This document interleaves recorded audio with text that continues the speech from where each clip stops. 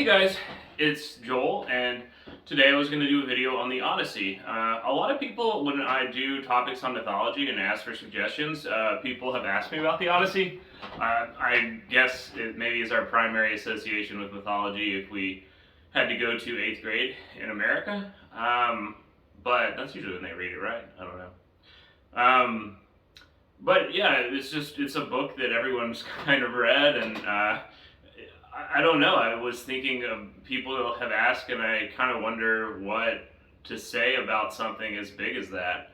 I don't know that I have like any wonderful perspective on it, so I'm just going to kind of go through a list of some things about it that I always thought were neat that kind of jumped out at me.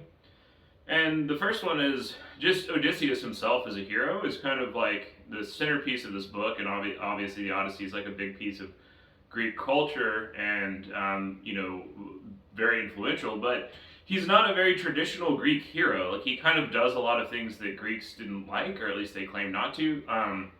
One, he uses a bow. He's not a sword fighter, he's a bow fighter, which Greeks kind of looked down on the bow. They thought that it was like womanly and tricksy and too, they thought it was like weak, essentially, that somebody was killing from range, and so it wasn't honorable. Even though they did use them in war, it wasn't. You imagine a Greek warrior like Achilles, who's like running out with a spear. I think Odysseus, if you want to look at the book through or you want to look at the Odyssey through like a Jungian lens, he kind of represents the intuitive function. He's this kind of hybrid of like a hero and a trickster. He's like clever and he's funny, and he's not really just slashing his way through the book, but he's kind of tricking his way through the book with his intuition. And I'll come back to that at the end, but I think that to me is a lot what the Odyssey is about. Sorry if I'm calling it a book. I don't know what the proper word is, epic or poem or whatever. But yeah, Odysseus is he's not somebody who's a traditional hero. He's someone who represents cleverness, tricksiness, craftiness, in a way, if you're looking at it, like all the characters are part of one psyche in kind of a projective identification mythological lens. Odysseus represents our creative function, our ability to unstick ourselves from a situation and create new growth and new opportunity. And that's one of the things in the book that is that is clever to me that you might have missed, is that towards the end of the book, when Odysseus is wrapping up his story, because the Odyssey starts in the middle of the action, and then he's telling the story of where he's been the whole book until almost right at the very end. He's explaining it to this whole island. But he's also kind of a crafty liar. He's been tricking and lying his way through the Iliad and through the Odyssey. And so you kind of know him as a liar. And so when he's wrapping up this tale in front of this room of people, I think that's part of the joke, maybe. Maybe it's not true. We don't know where he's been for 8 years, but maybe he was... maybe what you have just been reading is not actually what he was doing. Homer also puts himself there. You'll notice at the very end when Odysseus is telling the story to the group right before he goes back to Ithaca, Homer, there's a blind poet, watching the story, so Homer's kind of putting himself in the text and giving himself, credibility there. So before Charlie Kaufman put himself in adaptation, or in the Seventh Seal, who's the Seventh Seal? Ingmar Bergman put himself in the Seventh Seal, in that kind of meta way. Homer puts himself in the Odyssey. One of the parts that doesn't really get like a lot of press, but it's like one of the things that I always thought was really interesting, is this place called the Isle of the Lotus Eaters. That's not in the poem for very long, but I really loved the idea of it. Odysseus and his men, right before they go to the Cyclops' island, they go to another island, and they can tell people live there, but they don't know where the people are. So Odysseus sends some men into the woods. The men never come back, so he goes off to find them. And long story short, these people eat lotus. They eat lotus that comes from the lotus tree. And the lotus kind of keeps them in this dreamlike, half alive, half dead, half awake, half asleep state.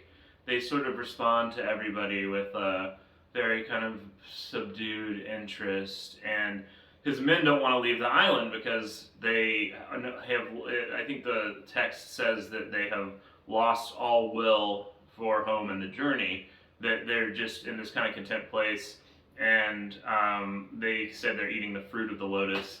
And I kind of love that idea that there's this temptation through the journey to just dissolve the ego, turn it off, just go down into the deep unconscious and be in this place of not quite a person, but also not quite dissolved. And these people are just totally content. They just kind of want to hang out underneath the lotus tree and eat the fruit of the lotus and dream. And that these people are living perpetually in a dream, essentially. And I think that's a really interesting image.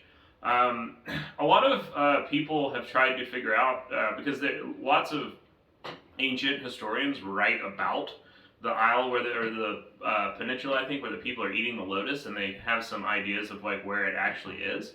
And so there is a historical basis for this, and a lot of people have tried to figure out what it is exactly that they're eating.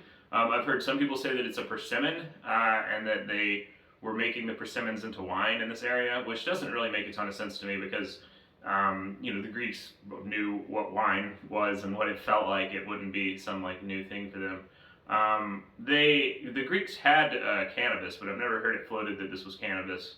I've also never heard it floated that it was Syrian rue or datter, but those are both psychoactive herbs that the Greeks would have known about, that could have been in the area. I've never heard that proposed. What I have heard is that maybe it's a poppy. It's almost kind of like heroin.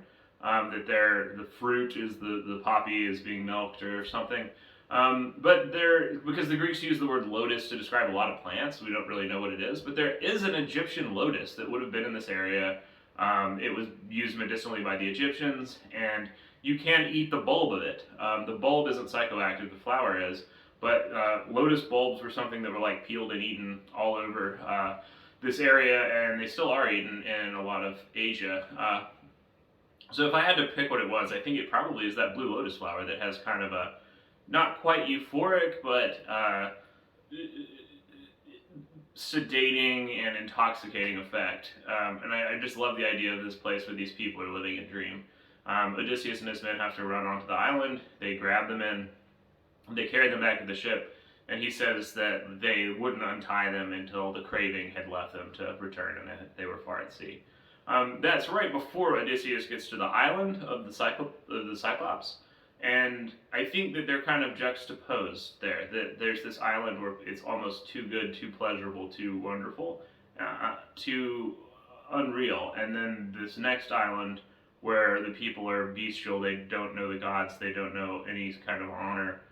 They don't know. They're almost like animals, and that there's something that's different, but something that's the same about this. And I don't even know that I can like explain it well enough to. I don't know that I can even parse it more than that. I think that's just sort of an interesting image to me. The Cyclopses, of course, eat some of Odysseus's men. So maybe they would have liked to have stayed on that. Maybe they would have liked to stay on the Isle of the Lotus Eaters. And they would still be alive. And then, of course, by the time Odysseus gets home, he has no men left. They're all dead. So maybe they make the wrong decision, here by leaving. The other thing that I really like about the book that's kind of an interesting fact is that there's 24 books of the Odyssey, and each one of those 24 books would have been one of the Greek letters of the alphabet. And they think, because there's sort of like a tradition that's alluded to where people yell a letter at the poet, because this book isn't like, this is an oral tradition for a long time before it's ever written down.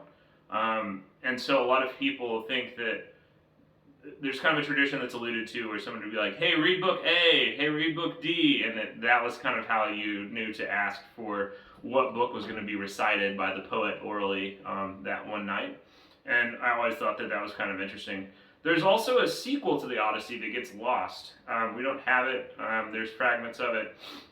But when Odysseus gets stuck on the island with Circe, he has a son, Telegonus, I don't really know how you say that. And Telegonus has his own Odyssey and kind of like goes west and does these things.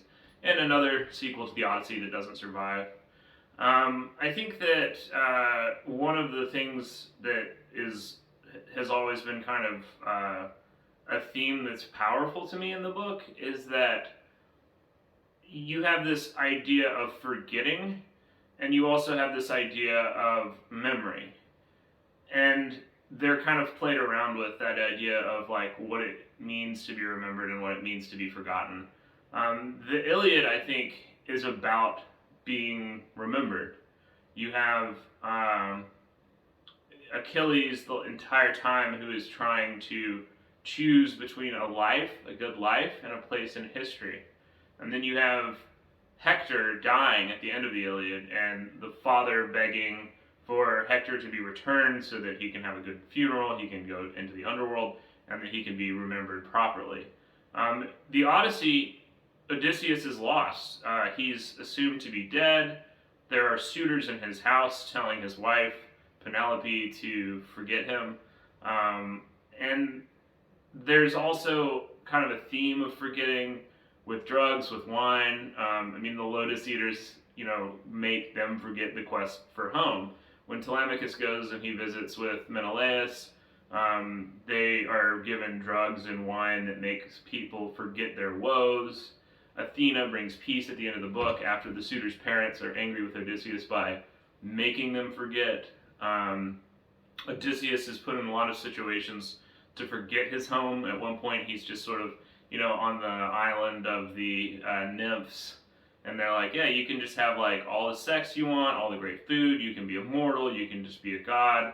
And he remembers home and says, I can't stay. This is not what I want. And then, of course, Penelope throughout the book refuses to pick another suitor and remembers him. When he gets home, his bed is made, the bed that he made for them, which is one of the images in the book, is alive. It's a tree, and he carved part of the headboard, I guess, out of this living tree.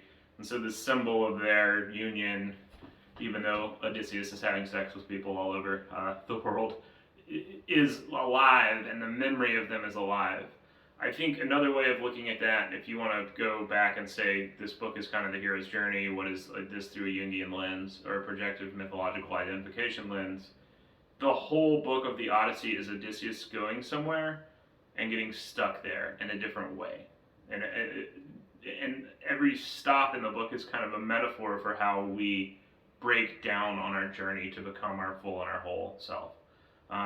Sometimes it's through danger, the actual fear, the Cyclops' island. That incident with the Cyclops, again, Odysseus is a trickster, he's that intuitive type. He doesn't, he gets out of that, maybe through a little bit of brawn by stabbing the Cyclops in the eye, but he also tricks him. He tells him, that his name is Nobody, so when the Cyclops tries to yell for help, he says, nobody is hurting me. And then all of the other Cyclopses are like, well, then why are you yelling to us? And it's always his intuition and his cleverness and his kind of, deep intuitive function that lets him solve all of these problems.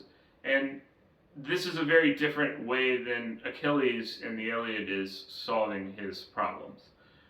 I think this book is, the point of it, if you want to look at it through that Jungian lens, is that these are all the different ways that we get stuck. There are all of these islands, all of these pit stops, all of these breaks are ways that we lose touch with something that we forget. And the book is a process of him trying to be remembered. Now, in the Iliad, Achilles is talking the whole time about how he wants to be great, he wants to be remembered, he wants to be like a god. The best thing that you can do as a man is to be sung about in stories and all this stuff so that you're immortal, essentially. And this book isn't about memory in that way.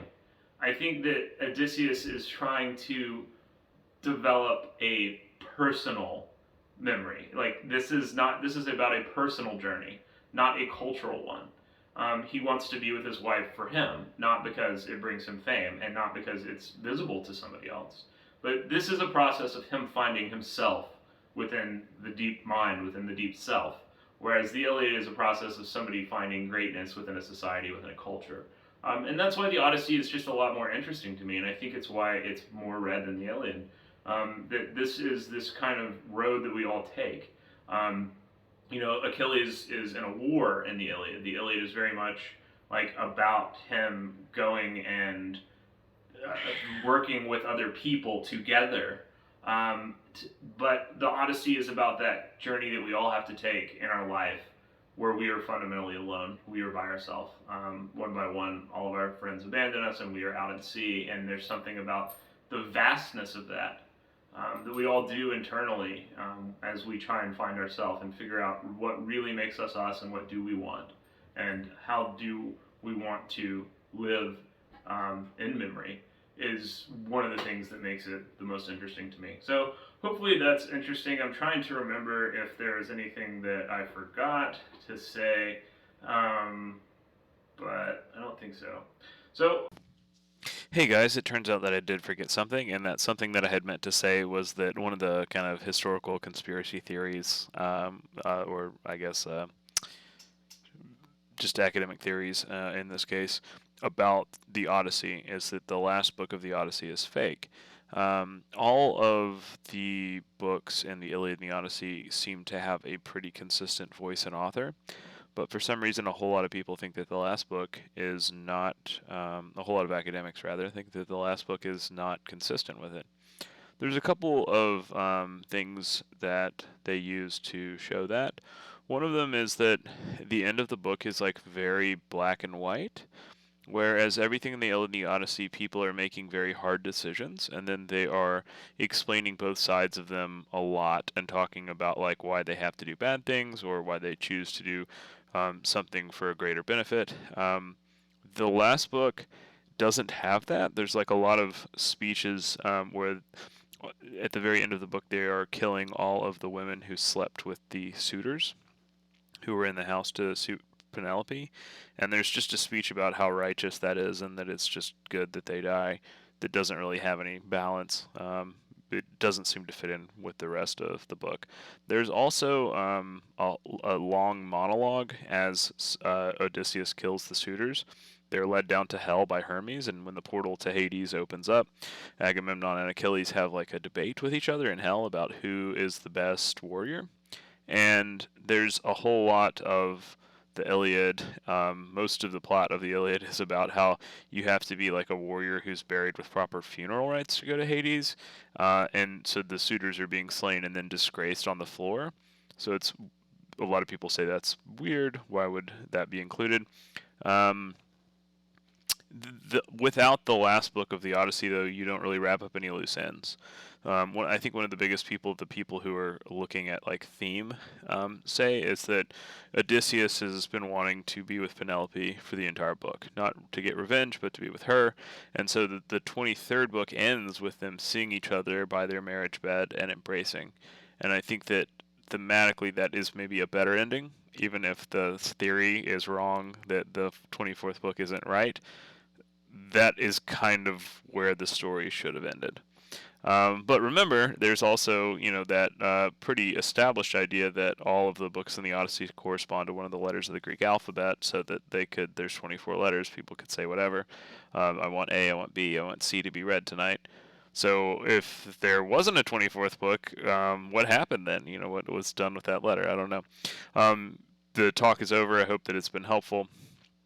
And I appreciate y'all listening. Check out the website for more resources at gettherapybirmingham.com.